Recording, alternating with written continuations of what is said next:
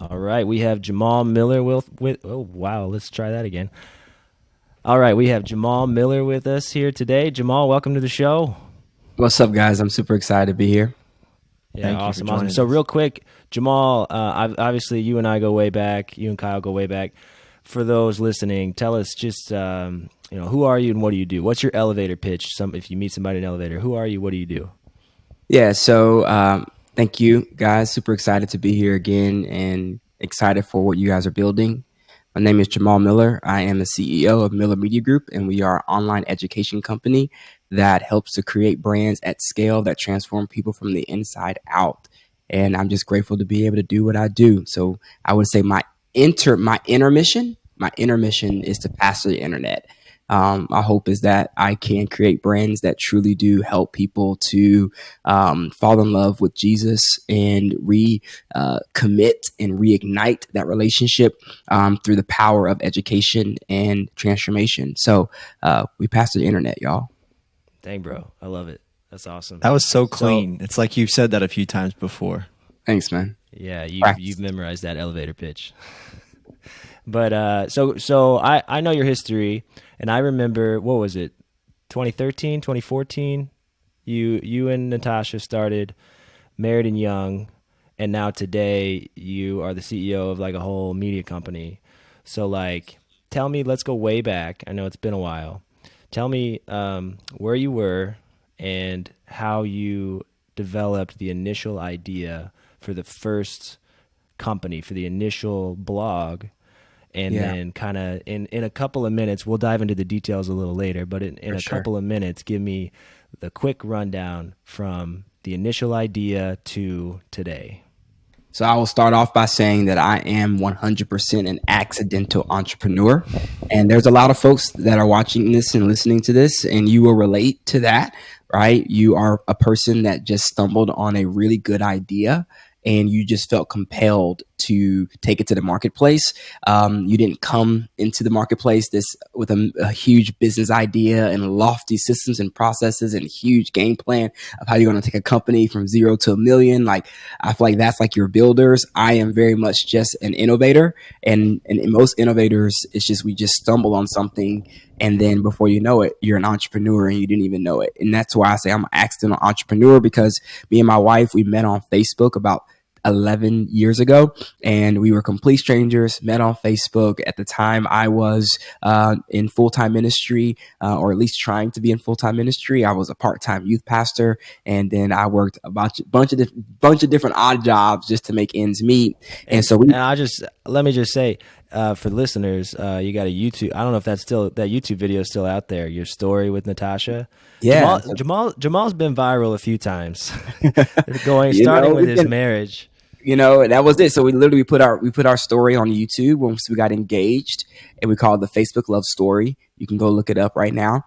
And we had no, I mean, we were complete nobodies in the world. And this video goes viral at the time for us, which was like 40,000 views. That was pretty crazy. Like, I don't think I can do that right now, even with my audience. And so, yeah, it goes pretty far. And that was what opened up this idea of, man, how do we continue to help people do relationships God's way? That was the initial idea. And that came out of a comment that someone said on the YouTube video. They said, "Hey, is this thing real? Are y'all telling the truth?" And it was just like that Wow. thing hit me of like, man, why would they think we're lying? And so I remember being in the grocery store one day and just being like, babe, we should do something. Like, we should create something to help people. And that's when we got the idea of Married and Young in the grocery store. And we started our blog, had no background in marketing, no background in business. We didn't start it to make money. It really was just out of the overflow of our desire to help people do relationships God's way. I love that you guys are actually doing something good with the internet, because all anybody talks about with the internet right now is like bots and, you know, acting like AI. everyone's just saying whatever they want in the comment Sure. section. And something Yeah, good actually Yeah, came out of the for comment sure. section for once. I think for us, I really do see it as like, I don't see it as social media. I see it as social ministry, and it is a place where you can really, if you have the right heart and mindset, really prop up and make a huge difference. And we saw the opportunity many, many, many years ago before a lot of folks even cared about the internet the way people do now, and here we are today. So that's a good distinction, the That's media versus ministry point. So how would you kind of differentiate those two? Like the way that most people see social media and the lens that you kind of see social media through? Great question, Kyle. So I would say the differentiation that I like to make to help people truly reset their mindset in terms of how they view social media is to really identify or to ask themselves, which one do you identify as? Are you a consumer or are you a creator? And I think if you are someone that is just taking the time, a lot of time to consume a lot of content all day, every day, then absolutely social media is a devastating, it is a life draining, it is a confidence shaking, it is an identity shifting, it is a comparison trap of a place. You're just simply consuming content all day, every day. But if you were to shift your mindset and take on the identity of a creator to say, hey, I want to be a person that is going to change this place and contribute my God-given gifts to this place, then I believe that's when social media goes from being a place of just a platform to now becoming a pulpit. And I think that's where, you know, I get convicted the most. And I want to help as many people as possible who have gone through something in their life, that do have something to share with other people, to take responsibility and take their rightful place to be able to create their own stage online. That's awesome, man. So I really love that you, like Kyle said, the social media, it is what it is. And even on the creator side, people abuse it. And, I just took a stab at my own, influencer account, a shameless plug, Kind of Fit Father on Instagram. Go follow me. But I get all these Instagram reels now. I get all these Instagram reels now that are like, here's how to manipulate the algorithm to get as much views as possible. And even creators, they don't care. They just want the following because they want to turn it into a business. They want to make the money. And it's really refreshing to hear somebody out there really just ministering to people. It started as a ministry, and even today you view social media as a ministry, as a way to pastor the people and put out good content that's really worth sharing to the world. And so just kudos to you for that. I think that's awesome. But kind of, I want to continue with your story. So, you started this marriage blog 10 years ago now? Yeah. And today, go ahead. Yeah. So 10 years ago, we started the marriage blog, and it's definitely taken on a lot of different iterations since then. Yeah. You've had pivot after pivot. So let's just a quick synopsis. I think that's the part, right? When you're an accidental entrepreneur, you don't really go in with a business plan. And most accidental entrepreneurs are also passion-driven entrepreneurs, which means that I didn't get into this to be rich or to make money. I got into this to solve an itch, you know what I'm saying? And so once that itch is solved, you're going to go find a new itch. And that's just kind of how it's been for me, just continuing to find new itches and also just self-discovery, as I've continued to learn myself. And I like solving big problems. And so the first problem that I feel like we really did go all in on was the singleness problem, right? Like helping singles find the one. And so that was like our first like major pivot. We started Married and Young, which was kind of like for everybody. Hey, we want to help anybody relationships God's way. And then I had a business coach that was, once I got serious about the opportunity to make money with this thing, he was like, hey, so first, who are y'all serving? And I'm like, okay, yeah, we got married people that come to us, engaged people, dating people, engaged people, single people. And he's like, so you got like 4 different businesses. I'm like, what do you mean? And he's like, so married people, they are trying to stay married. And you've got engaged people are trying to get married without losing all of their money before they get to the wedding. You've got dating people are trying to figure out, am I actually dating someone who is the one for me? And then you got a single person that's just trying to find somebody to date. Those are all 4 completely different problems, and they all have different solutions, which means you have 4 different businesses. You need to pick one and go all in. And that was like our first big pivot where we went all in on singles, because we We're like, hey, who are the ones that are really coming after our content? Who's consuming our content? And what they say is the best person to start a business for is who you were 4 to 5 years ago. And so what's interesting about that point is at the time we were like married for a year. So it was crazy because at the time we were having so many married couples like reaching out to us who were like, I mean, in like dire need of help. I mean, to the point of like, he's sleeping in the car. How do I get him to come out of the car? And we're just like, we don't know, like we just started. So like, we just did not feel equipped to serve married couples at that level, which is what made us feel even more confident to shift into serving singles, because we were recently single. And so we knew what they were going through. We felt their pain, and we felt like we could inspire them to do it the right way. And so that's when we went all in on singles, and we created our first digital course called Preparation for a Godly Marriage. And then that course turned into an online conference. That online conference was one of the first things to really do extremely well. It generated about $40,000. But I do want to say, which I'm sure y'all want to dive into, prior to launching the course and also doing the online conference, I was on food stamps for about a good year, struggling through this thing, learning the skills, working dead-end jobs, driving Uber just to make ends meet, while I stacked my skills. And once the skills got stacked enough to where I got traction, then it was just game over. Once we launched the One University, which was our membership, man, I always tell people, like, I don't remember making 6 figures. It literally was like, I felt like we went from literally struggle bus to 7 figures. Like, it was crazy how fast things took off for us. And so that's the business, journey in a nutshell. And we've definitely made a lot of pivots since the One University as well. But overall, still rocking. Yeah, I want to touch base. Oh, there's a lot of good stuff there. So obviously you said that you're a passion driven guy, and you targeted the idea that you wanted to go after who you were 4 to 5 years previously, and that put you squarely. That put singles squarely in your crosshairs. Could you kind of maybe unpack for us a little bit more? You described it earlier as the singles problem. What were the things that you were seeing from people, or that you were hearing that you were like, oh yeah, this is definitely the frontline problem that we need to take on, beyond the fact that it was who you had been before?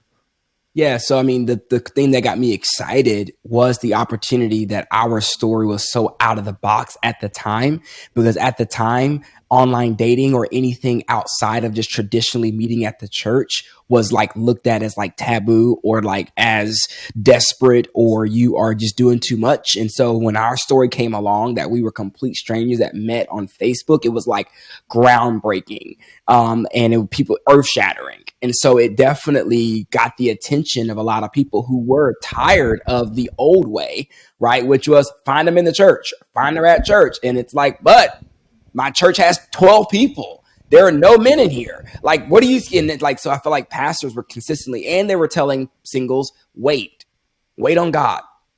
And as you wait on God, then your spouse will show up. When you least want it, that's when he'll show up. That's when she'll show up.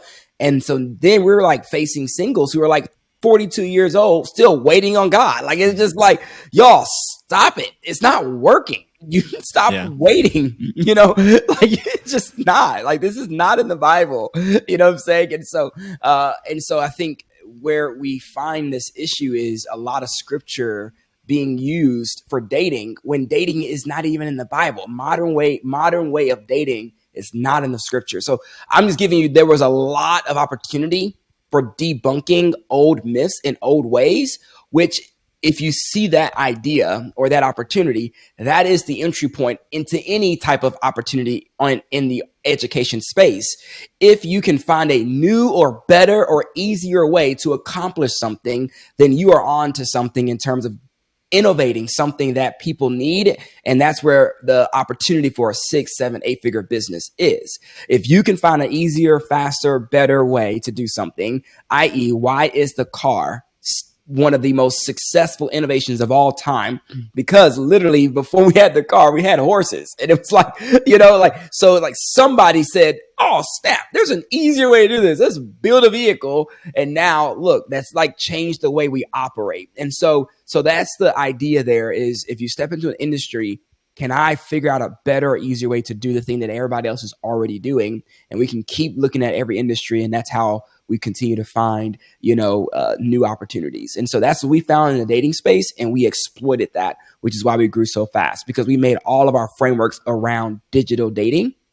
And we basically said, hey, we help singles find the one without using dating apps, right? But even though that line is for more today, because now people are sick of dating apps and they want to do digital dating. But in the beginning time, 9 years ago, people weren't even tired of dating apps because they weren't even trying them yet. So I'm just giving a little bit of our space in terms of us being able to come in and disrupt the current operation. So I do want to, I guess, maybe give you a potential plug here if you want it. How many couples have you had come out of your programs? Bro, at this point, I can't even count. It's at this point, probably literally thousands. I love it. That's the ballpark, thousands? Yeah, that's the ballpark. I mean, we've been able to feature hundreds, so I know there's probably thousands at this point. We literally just got a message. This is crazy. We literally just got a message yesterday of Carmelo Anthony's business partner saw a resume of a person who used to work for us, and she submitted her resume to the business partner, and the business partner said, oh my gosh, you worked at Miller Media Group? I was in TOU and they helped me find my spouse. Like, this is like, that's the stuff that we get, right? Like, awesome. It's just crazy how far this thing has gone. So you've mentioned TOU a couple times. We haven't really dived in, but specifically, you've taken a lot of risks throughout the last 10 years, right? So you quit your job, which was risk number one, jumping into Married and Young blog full time, and then the online singles conferences, all those things. I remember talking to you years ago, and I think you had just made like $12,000 or something from a conference, and we were like, bro, you need to pay off your car. And you were like, I don't know, bro. Like, I don't know if that's what we were like, come on, like Dave Ramsey would tell you to pay off your car. And you're like, bro, I don't think that's what we're going to do. And then a month or so later, you had this full-on website. You had dumped literally every dollar into this website called The One University. And my wife and I were like, was this the biggest mistake of their lives? So funny. And sure enough, I'll let you take the story from there, because it was not. It was the exact opposite. Yeah, so I'll correct the story. You got some details right. There are some details that are off there. I will say this. We did pay off our cars before I went full time. I will say that. Now, I've made a lot more risky stuff, which is the story you're telling right now, is when we invested in a mastermind. We did invest our last $10,000 into creating the One University. Which is very true. Right. So we've avoided making the Ramsey people mad. So that's good. But I'm about to make Ramsey people mad right now. On the other side of this is we did pay our cars off. So the liabilities were definitely down. But once we were like broke, I had nothing. And there was a mastermind that I wanted to be a part of that was $30,000. Oh boy. And Here I comes put the credit that card. on a credit card. And so there we go. So I put that entire $30,000 on the credit card. But here's the story on that. That mastermind led me to my first 7-figure year. All right. And so there's definitely been many risks taken and over the course of this journey. And I will tell you, we would not be where we are today if it wasn't for my risk taking abilities, because if we were safe with it, we would not be where we are today at all. So quick question before we move on. I don't even know the answer to this. Is Married and Young still going? We definitely, we have screenshots of it, but it's not an active website anymore. Okay. What about the One University? Is that still thriving? Yeah. So basically it's now been put into a new program. The courses that's inside of one university was all bundled into a new program, a new platform called Sunday Plus. And that's where we put all of the courses that we've built over the last 5 years. We just thought, hey, how about we go ahead and create a spiritual version of Masterclass for spiritual growth? And so that's been a new platform that we've been pioneering for the last 2 years. Gotcha. So everything's on Sunday Plus. That's where to find you today. Yeah, in terms of all the courses, if you want to access all of our programs, all of our premium programs, you can access for $47 a month. And we have about 2,500 subscribers there. And so, but we're also still building other brands as well. Awesome. So coming from, I guess, TOU, online singles conferences, TOU, and now jumping forward to today, I think a lot happened in there. I know, during COVID, you guys made some big moves. So quickly, can you kind of run through, the transition from the one university to becoming essentially a digital platform for courses and for online training conferences and things like that? I guess maybe even beyond that, like it sounds like you've had multiple kind of like inflection points along the way or crossroads. So, I mean, as much as you're willing to unpack for us, a lot of people listening to this are probably like, I'm at a crossroads. I'm working a 9 to 5. It's not doing it for me. Like, kind of that perseverance kind of thing. Yeah. So, great question.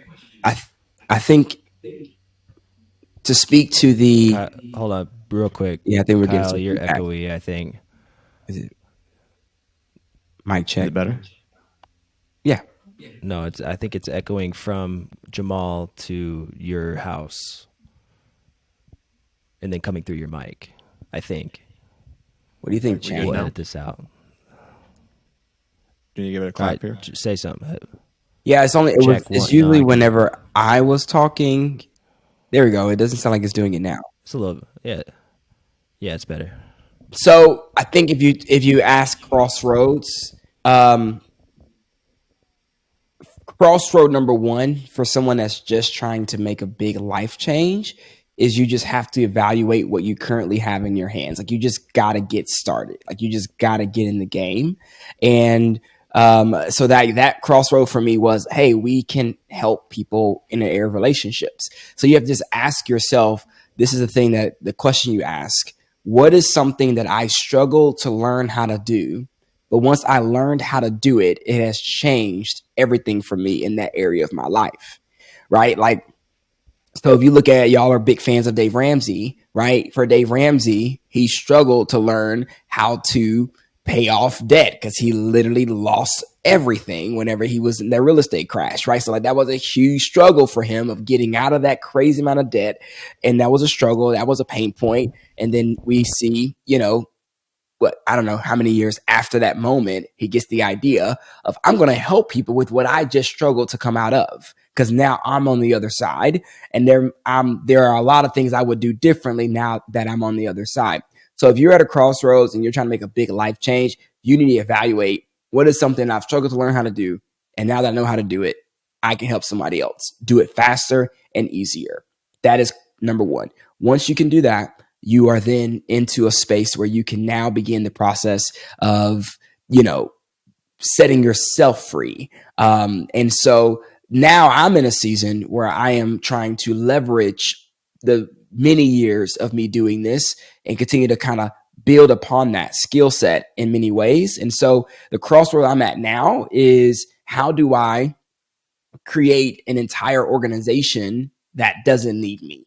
Right. That's like the problem that I'm the crossroads I'm at now is I've been able to build multiple brands around me on, but how do I now build on me, right? Where I'm like the foundation and there are other people who are able to do things and we can create a real company that gives me legitimate time freedom. So I've gotten financial freedom, but I don't have time freedom. Time freedom, even though I can do whatever I want, I've not gotten to the place that I've been able to have enough assets and enough cash flow to where I can go not work for the next 20 years and be okay. How can I make that possible? And that's the problem I'm trying to solve today.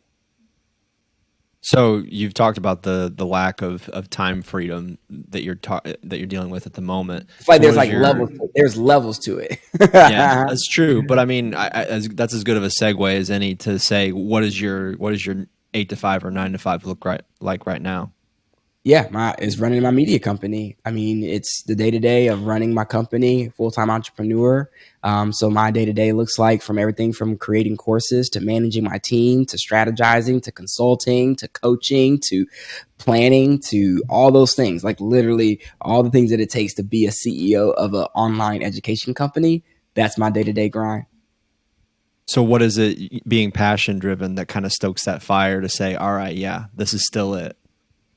I mean, it's where I've been for the last decade. So I have all of my resident skills are within this. So the more skills you develop in a certain thing, the more leverage you have. And so that's number one. And then, so it's actually, I'm being a good steward at this point of remaining in this industry. But number two, I continue to see opportunity for me to be challenged with the gift set that I've been given. I think everyone has different gifts and abilities they've been given. I think I have the gifts and abilities that make me very successful in this type of space.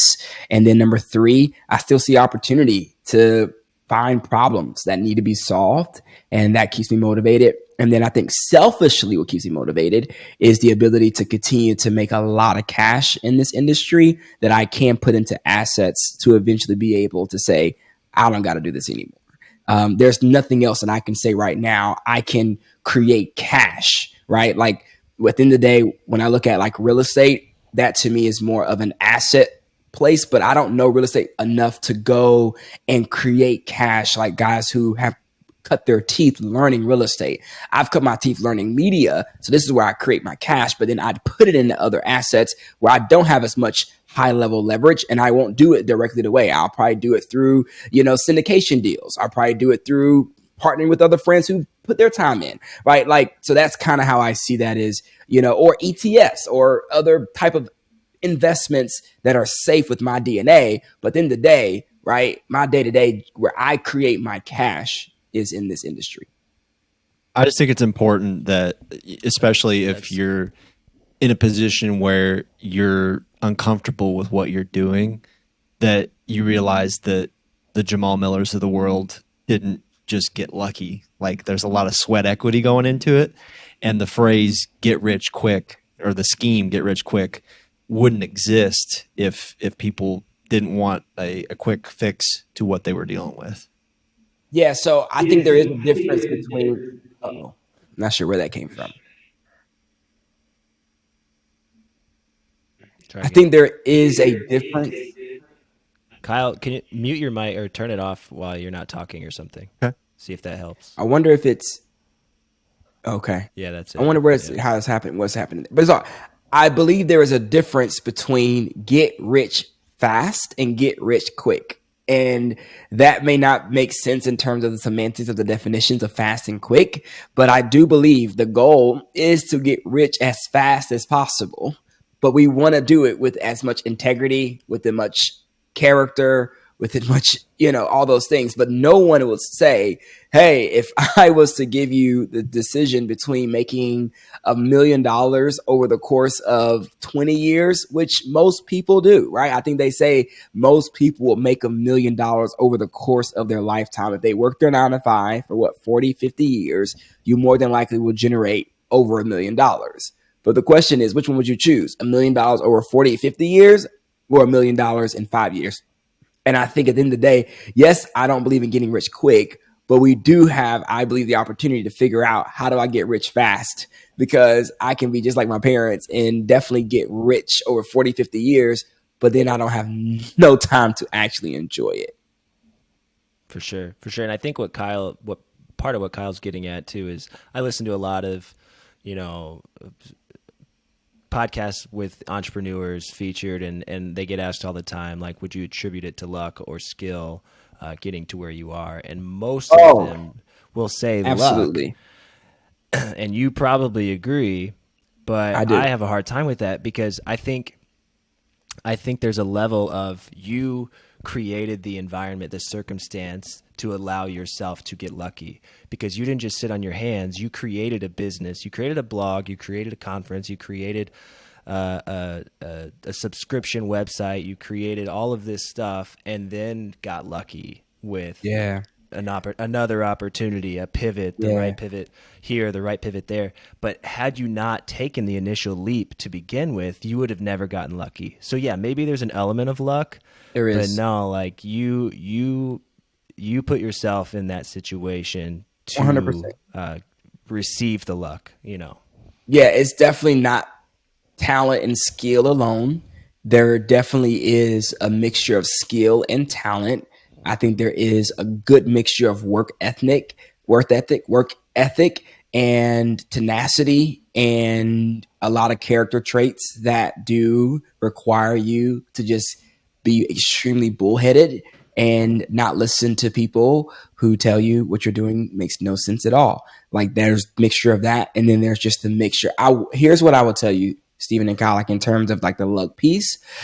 I think it's luck in translation to timing, because that's what I would say. If you have all those traits, you're crazy, you're an innovator, you're a thinker, you are constantly trying to see how you can figure out how to make more money or change the world, and then you just happen to do all of those things at the right time when the market needs what you are doing, then my friend, you are going to be extremely successful. I say it all the time. I don't think Mark Zuckerberg was the smartest person alive or has been at any point. I don't think he had the best quote unquote platform.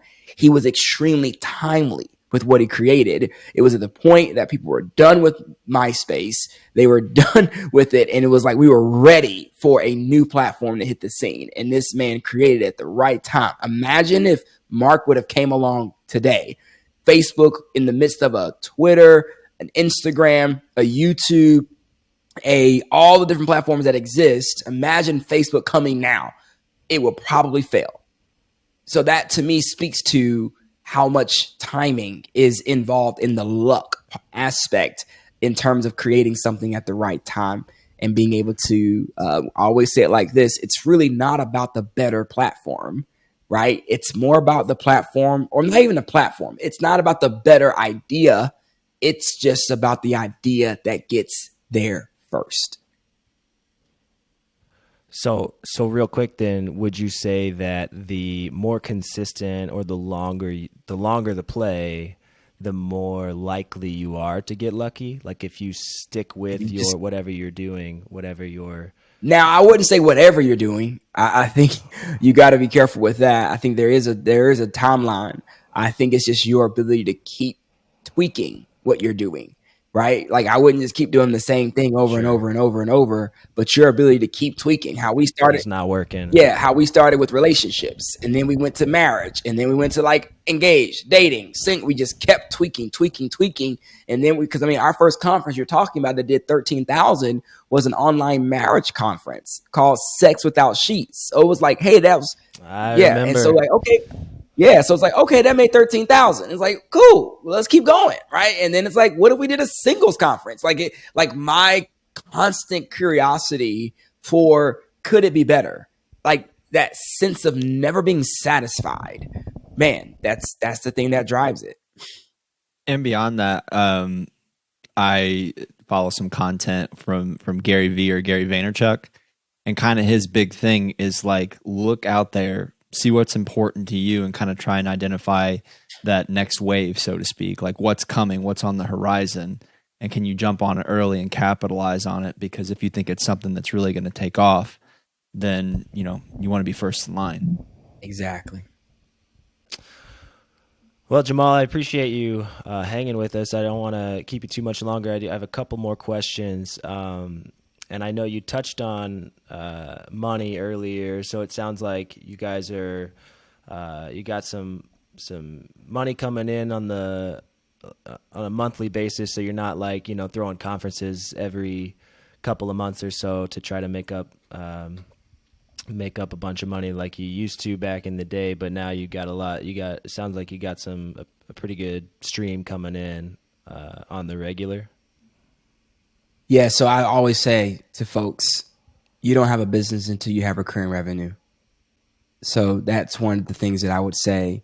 Get it as soon as you can, but don't do it.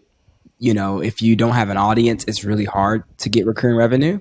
But once you get an audience, that's one of the first things you want to do. You want to create something that you can get people paying you every single month, because that's going to be the fastest path to freedom. So that's you'd said, I think, what, 2,500 people paying about $50 a month. So you're talking in 6 figures a month right now, right? No, I don't think that's 6 figures. Let me see. Is that not the math? What is that? You are the math guy. So let me be careful. Pulling their phone calculator out now. Yeah, I had to do it. I'm also looking at my expenses. So that's I'm like, I'm out. I mean, we run a pretty strong team. We have employees, contractors. So yeah, we are doing, so that in the recurring revenue, on gross revenue, it's over 6 figures a month. Yeah, but you got ad revenue or ad expenses and overhead and everything else. So overhead, yep, absolutely, man. But we also, that's not our only stream of income. We also do other launches. We have other brands that we do as well. I have a brand called Profit and Purpose. We just launched a new brand for Natasha called Women, and that is, doing really well. And then I do a lot of consulting. And so, yeah, we're continuously to, leverage the skills and all the abilities that we have to, but I'm also finding, man, like I'm getting to a season of my life where grinding to make more money just is not what I'm after in this time. It's definitely starting to show that it does take more time to make more money at certain points. And so you got to just figure out how to work smarter. And sometimes working smarter definitely means, streamlining some things to where you may not have huge gross revenue, but you can profit a lot more. And I'm just realizing, I would rather profit a lot more, put that money into assets that eventually in 15, 20 years are making it where I'm completely work optional. And I've been kind of under the mindset of trying to do it really fast. And I'm realizing I'm burning a lot of cash trying to grow fast versus just slow it down, make it profitable, put that money into very safe investments. And in 10, 15, 20 years, we'll be right where we want to be. People getting on this podcast didn't necessarily expect to get investing advice, but here we are. Yeah, I would say when it comes to investing, you really got to understand your investor DNA. And that's something I've had to learn how to understand, because I think there's a difference between your entrepreneurial DNA and your investor DNA. And I think my entrepreneurial DNA is very innovator, very much aggressive, risk taker. But when it comes to investor outside of my business, I want to be extremely safe. And, and so I've just learned that. I'm like, I'm not trying to be risky in the business and risky in my investments because I'm going to be out of money like that. So that's kind of that's what I've learned the hard way, making a lot of money really fast. I'm like, dang, if I would have had the right mindset when we were making a lot of cash, we could have been even in a better situation today than we are. So you're talking about risks, and most people are scared of risks to begin with because that carries a connotation of potential failure. What risks would you say turned into maybe mistakes that you learned from along the way? I mean, I would say the idea in life is if you're not failing, then you're not trying. But you have to figure out at what level that is for you. You have to figure out at what level do you want to keep trying and keep doing new things.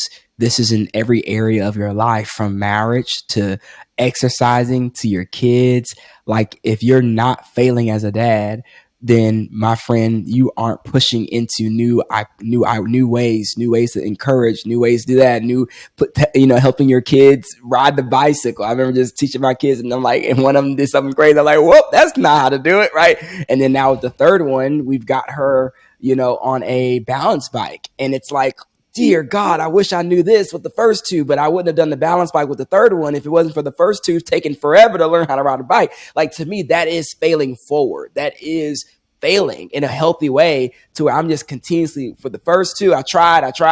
And now I'm trying with the third. And now like literally she's going to be able to skip training wheels because the balance bike has taught her how to ride a bike without needing the training wheels. And so it's just in every area of your life, how are you consistently pushing for the best version of what's possible? And I think that's where, we get that. I got that from entrepreneurship. Every firstborn out there like myself is either learning or remembering that they were the rough draft for their parents. You were the testing ground. Like the thought that you are a better parent by the time you get to your third or fourth kid is just incredibly, insanely inspiring, right? And so just to show we just got to keep growing in life, period. Yeah, what I've said is that whenever I became a dad, the parenting manual from the hospital, it still hadn't come in the mail yet. I'm still waiting for it. So true. Love it. Plenty of failure. I think we all three have that cornered. Yeah. So real quick, we'll wrap this up. Just a couple of quick final questions for you, Jamal. For those wondering, if you had a book recommendation for maybe a book that changed your business life or your personal life, what is one book that you would tell listeners? Every listener has to read this. So I think if you're going to be an entrepreneur, I think a good book, number one, Entrepreneurial DNA by Joe Abraham is an incredible book. I've been mentioning it. I think it's incredibly important that you know what type of entrepreneur you are, so you aren't comparing yourself to other types that aren't you, thinking you have to do what they do or build the way they build. Because at the end of the day, there's a very big difference between Gary Vaynerchuk, Grant Cardone, and Elon Musk. I think those three each have very different entrepreneurial DNAs, and you have to know your type and go after it. And so I think that's number one. And then in terms of finances, this is an area that I think a lot of people wait too late to learn how to manage their business finances. So there's a good book by Mike Kilowatts called Profit First that really does help you to set up your finances like an entrepreneur. I think most people go into managing their finances the way they manage their personal finances. And there are similar things to do there, but it's very different. And so you just need to prepare for that. And so I think those are two great books that will get you in the ballpark in terms of thinking like an entrepreneur, acting like an entrepreneur, and being able to move this thing forward. And so, those are two book recommendations. I can't wait to write me an entrepreneur book so I can be able to toss mine in there. But for now, those two will do. That's the next revenue stream. In Jesus' name. Yeah, I've read this book by Jamal Miller. Yeah, it's time. I've read it twice. It's incredible. It's time. And then last question on my end, and then Kyle's got one final, we'll call it a listener question, even though we don't have any listeners yet because you're episode Come on, 1. God. Hey, now. But who would you say is your biggest business inspiration to this day? Yeah, man, I can't do that because to me, you don't have just one. I don't have just one, and every season it changes based upon my needs. And so, but overall, I've just had so many different people speak into me, inspire me in different ways, and help shape me into who I am. So there's no way I can narrow it down to one. That is like asking me which movie is my favorite movie. And I just can't tell you that. Like, that's just incredibly hard. So, and that's our next question. So that's unfortunate. No way. I'm about to say, yeah, you're about to get the same exact answer. But yeah, I always say like a pro tip in terms of inspiration business coaches is you definitely want to find at any point where you're looking to get coached, find someone that is doing exactly what you are trying to do. That is probably one of the best tips I'll give people when it comes to finding a business coach, because you'll be amazed at how many times people will hire people that are just like not doing at all what they're trying to do, but they talked a good game or they're successful in business. And they're like, oh yeah, like he runs like a manufacturing company and he's been able to do it for like 20 years, super successful. He's coaching me on business. Like, are you trying to run a manufacturing company? Like, I mean, cause every business is going to be different. For sure. Well, man, I appreciate you. We got a listener question here. We'll edit this out here, but I figure we'll have like a pew pew pew some cool music to enter into the listener question segment. Yeah, we're workshopping the idea, but I think it's going to be like witness business advice. So something, yeah. Okay. For So this Kyle wrote edition, Kyle wrote up this. Yeah. Go ahead. For this edition of Witness Business Advice, we've got a question from a listener, and it says, I'm a 25-year-old in a Midwest city working a 9-to-5 job. The pay is fine, but my heart isn't in it. I'm looking to launch an online business, but need to convince my wife to take the leap to go full-time. How long was it until you were able to go full-time with this business? And I'm okay with the risk, but my wife isn't as comfortable. What should I do so my wife will be okay with it? Okay. So I'm going to ask you to repeat the question. I apologize because my family was asking me to let them in the Zoom room. So I was doing that. So if you can. No, it's good. I'm going to go ahead and I'll just go ahead and take it from the top again. Yep. All right. So now we've got our segment. It's Witness Business Advice. So Jamal, we've got a question written in from a listener. And the question says, I'm a 25-year-old in a Midwest city working a 9-to-5 job. The pay is fine, but my heart isn't in it. I'm looking to launch an online business, but need to convince my wife to take the lead to go full-time. How long was it until you were able to go full-time with your business? I'm okay with the risk, but my wife isn't as comfortable. What should I do so that my wife will be okay with it? Yeah, so I actually wrote down 7 stages to going from literally your 9-to-5 down to scaling your business or side business and building wealth. So I'll give you those 7 stages because they give you the exact process. Stage 1, find a job that pays well enough to fund your dreams. I need you to see that right now, your 9-to-5, your job, I know you may hate it. I know it may not be feeding you fulfillment wise, but if you can shift your frame from seeing it as something that's draining you to actually something that is giving you the ability to have the freedom and flexibility to go home and build a side business and build a business, then it may help you to be motivated to show up your best. If you hate it that much, then my encouragement would be to find a job that does not drain your creative energy, that you can make as much money as possible, that gives you the freedom to be able to have a lot more time and to put into your side business. Or number 3, you find a business that gives you skills in the industry you are trying to start a business in, so that you have high leverage in that industry. Once you leave, you can take those skills. They're paying you to have the skills for your business eventually. So those are the 3 different ways I would treat your job at this present moment. All right. Once you've gotten to finding a good job that pays you well, I would, number 2, maintain a lifestyle where cash flows to pay down debt.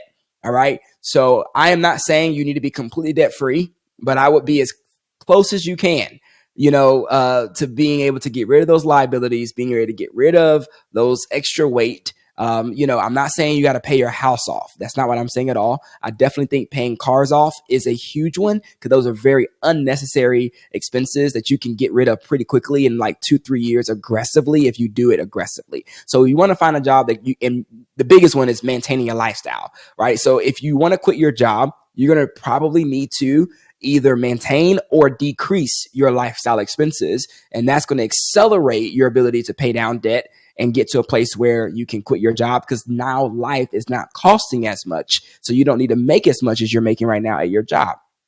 And then stage 3 is invest in the skills that solve problems for people. So if you're going to start an online business, I would not go into starting a course, a membership, a coach, a course membership, or any of these things. Those things require you having a massive audience. I would get a skill that you can solve problems one-on-one, because you can charge the highest amount of money for one-on-one support, one-on-one help. Because the faster you can get somebody's problem solved, the faster they'll give you money. And with a course and with memberships, you are taking the time to solve their problems in a long way, because they're having to do it by themselves. So I would get a problem that you can solve and solve it one-on-one and start there. Then I would build a business around those skills. Now that you've been able to solve problems one-on-one, how do you build a course? How do you build a membership to now have higher leverage and go from one-to-one to one-to-many? I would save 3 to 6 months of expenses, depending on your risk tolerance. Low level of risk, you're definitely going to be in the 6 months. High level risk, you're in the 3 months, but you want to have a good 3 to 6 months of expenses saved. And then number 6, you want to hire your first assistant, quit your job, right? And then hire your first assistant to take away the administrative responsibilities so you can continue to rake in more money through sales and marketing. And number 7, scale your company so you can start investing into cash generating assets. Those are the 7 steps to getting from your 9 to 5 to building wealth. Bro, we did not We'll expect you to timestamp have that. a whole Yeah, we'll 7 timestamp that so that steps. people can go back awesome. and find it. Yeah, that was legit. We appreciate you, brother. Hey, Jamal, love you, man. It's so good to hear from you. Can't wait to see you again. I heard you were in Chicago recently and I didn't know about it. My wife came home and was like, yeah, I saw Jamal today. Got to see your wife, man. It was so good to see everybody and your wife. She did such an incredible job. And so it's all y'all, man. So one last chance. Let's give you the opportunity to go ahead and give yourself a plug. Where can we find you? Where can people find your content? Yep. So guys, check me out on Instagram at Jamal Miller. You can check me out on YouTube, Jamal Miller. And those are the cool places to go. If you want to check out my platform, Sunday Plus, you can go there. Our brand, if you want to learn how to build online businesses, you can go to profitandpurpose.com.